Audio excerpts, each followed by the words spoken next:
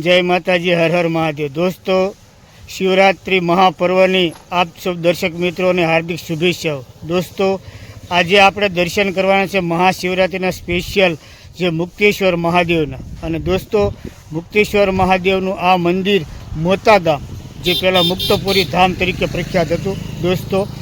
તો જો આ તમને સામે દેખાશ ને એ મહાદેવનો મંદિરનો મેન પ્રવેશ દ્વાર છે દોસ્તો। આજે શિવરાત્રિની આ મંદિરની અંદર તડામાર તૈયારી થઈ રહી છે દોસ્તો। તો આ મંદિરે તમારે દર્શન કરવા એકવાર ચોક્કસ આવવું પડશે, કારણ કે રામચંદ્ર ભગવાન જ્યારે રાવણનો વધ કરી અને પાછા જ્યારે અયોધ્યા જતા હતા ત્યારે રામના બે પડછાયા પડ્યા દોસ્ત।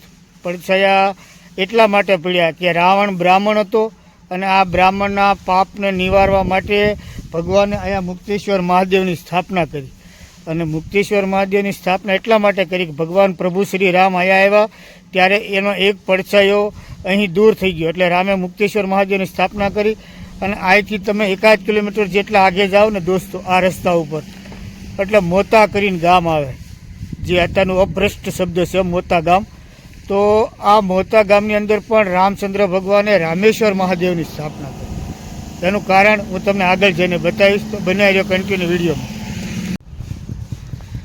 દોસ્તો, આયાની પાર્કિંગ વ્યવસ્થા છે અને અહીંયા તમે કોઈ પણ જગ્યાએ ગાડી પાર્ક કરી શકો છો। જો આજુબાજુ લીલા ખેતરો છે અને આપણે આ રસ્તા ઉપરથી આવ્યા, આ રસ્તેથી આપણે હવે જવાનું છે સીધું આ ગેટ ઉપર।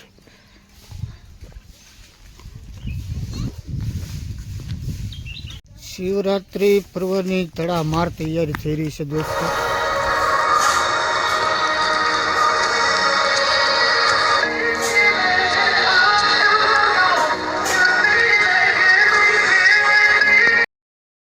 એ કૂવો છે કે અહીંથી તમારે જળ ભરી અને મહાદેવને જળ અર્પણ કરવાનું હોય છે।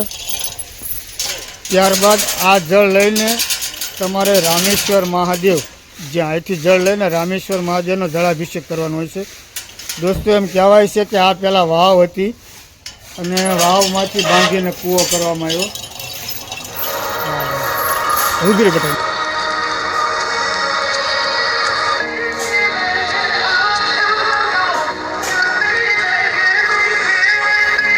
તો દોસ્તો, આ કૂવાના જળની વિશિષ્ટતા એ છે કે અહીંયા તમે જળાભિષેક તમારે મહાદેવને કરવો હોય ને તો અહીંથી જળ ભરીને શિવને અર્પણ કરી અને ત્યારબાદ આ પાછું ગામની અંદર રામેશ્વર મહાદેવનું ગામ છે, મહાદેવની સ્થાપના છે ને ત્યાં જઈને તમારે જળાભિષેક કરવાનો હોય છે।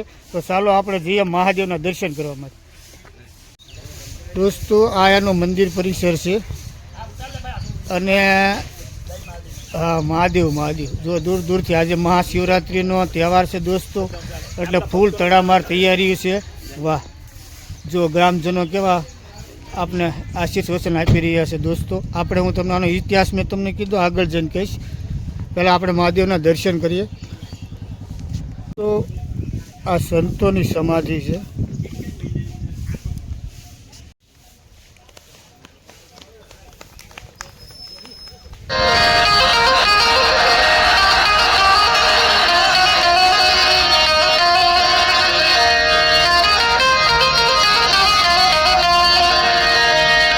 દોસ્તો, આ છે મુક્તેશ્વર મહાદેવનું મંદિર અને આપણે મહાદેવના મંદિરના દર્શન તરફ જઈ રહ્યા છીએ દોસ્તો। આ છે આપણે આવી ગયા હવે મંદિરની અંદર અને હવે આપણે ગર્ભગૃહમાં જઈશું।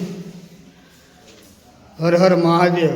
હગડ બમ ડાક વાગે ડમરું, નાશે સદાશિવ આગે ભૈરવ। દોસ્તો, આજે મહાશિવરાત્રિનો તહેવાર છે એટલે દર્શક મિત્રો વધારે સંખ્યામાં છે અને પૂજા અર્ચના કરી રહ્યા છે। જો જય મહાદેવ।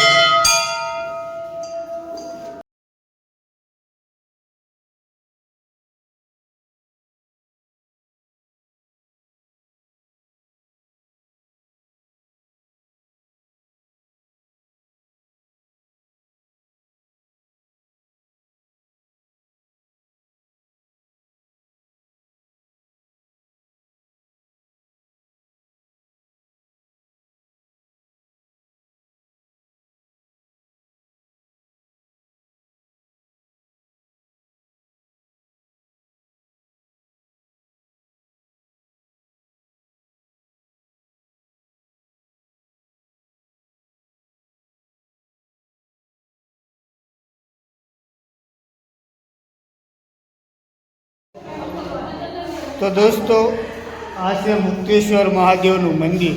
અને આ મહાદેવને આ મંદિરની હિસ્ટ્રી મેં તમને કીધી એમ કે રામચંદ્ર ભગવાન જ્યારે રાવણનો વધ કરીને આવ્યા અને પડછાયા રૂપી દોષ લાગ્યો, કારણ કે રાવણ શિવ ભક્ત હતો અને એને બ્રહ્મનું પાપ લાગ્યું. બ્રાહ્મણ હતો ને એટલે એને પાપ લાગ્યું અને એ પાપના નિવારણ માટે ભગવાન શ્રી રામચંદ્ર ભગવાનનો પડછાયા પડ્યો અને એ પડછાયો દૂર થયો એટલે ભગવાન શ્રી રામે અહીંયા મુક્તેશ્વર મહાદેવની સ્થાપના કરી. દોસ્તો, તો આજે તહેવાર છે મહાશિવરાત્રિ, એટલે ખૂબ મોટી સંખ્યામાં લોકો દર્શન કરવા માટે આવ્યા. જો તમને આ મંડપ દેખાઈ રહ્યો છે ને, આ લોકો મહાશિવરાત્રિની ધામધૂમની તૈયારી કરી રહ્યા છે. વાહ ભાઈ વાહ! જો અમારા મંડપવાળા ભાઈઓ જુઓ. તો દોસ્તો, ક્યારેક તમે આવો મોતા ગામ તો ચોક્કસ મુક્તેશ્વર મહાદેવના દર્શન કરજો. આ મંદિરનો પાછળનો સાઈડ છે અને ખૂબ મોટી વનરાઈ છે. દોસ્તો, તમારા પરિવાર સાથે આવીને તમે અહીંયા આરામ પણ કરી શકો છો.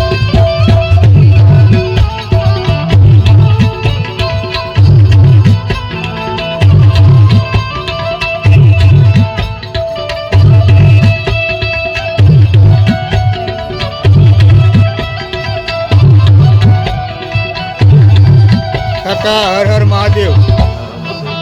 કાકા, આજે મહાશિવરાત્રિનો તહેવાર છે. અમારા ભાવિક ભક્તોને શું તમે મેસેજ આપશો? જય મહાદેવ. આ એક પુરાણું મંદિર છે, તો બહુ ઘણું સૌથી પુરાણું મંદિર છે. અને એમાં ભગવાન રામચંદ્રજી અહીંયા આવેલા.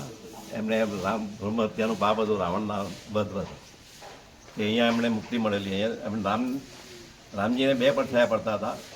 એમાં એક પડછાયો અહીંયા આવ્યા પછી એમણે રથ ગુમ થઈ ગયો.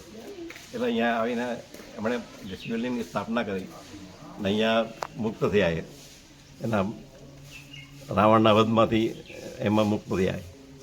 એટલે આ બહુ પુરાણું મંદિર છે. અને અહીંયા અમે ગ્રામ લોકોના સહકારથી અમે સારું એવું જગ્યા બનાવી છે. અને હવે ભવિષ્યમાં જે ડેવલપમેન્ટ ચાલુ રહે છે. પુરાણું મંદિર છે. અમારા જે શિવરાત્રિ મંડળ અહીંયા ચાલે છે એ બહુ સારી રીતે ચાલે છે. અને અહીંયા લોકોનો સહકાર પણ સારો છે, લોકોની આસ્થા પણ છે અહીંયા. એટલે આ બહુ પુરાણું મંદિર છે.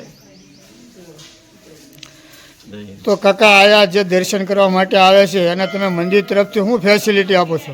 મંદિર તરફથી આ બધું પાણીની સગવડ આપીએ છીએ. અહીંયા ફેસિલિટી આપણે કૂવો બનાવ્યો છે. કૂવાની રામા વખતનો કૂવો છે અને સંતોની સમાધિ પણ છે અહીંયા પુરાણી. તો કાકા, આજે મહાશિવરાત્રિનો તહેવાર છે. બમ બમ બોલે હગડ બમ, ડાક વાગે ડમરું, એવો આપણો હિન્દુઓનો મુખ્ય તહેવાર છે મહાશિવરાત્રિ. તો શિવરાત્રિ વિશે અમારા દર્શક મિત્રોને શું મેસેજ આપશો? શિવરાત્રિમાં અહીંયા લોકોને સારી રીતે અહીંયા પૂજા થાય એવી અમે સગવડ આપી. વાહ કાકા, આ વાત તમારા યુટ્યુબ દર્શક મિત્રો સાથે શેર કરવા બદલ આપનો ખૂબ ખૂબ આભાર. ધન્યવાદ. હર હર મહાદેવ. હર હર મહાદેવ.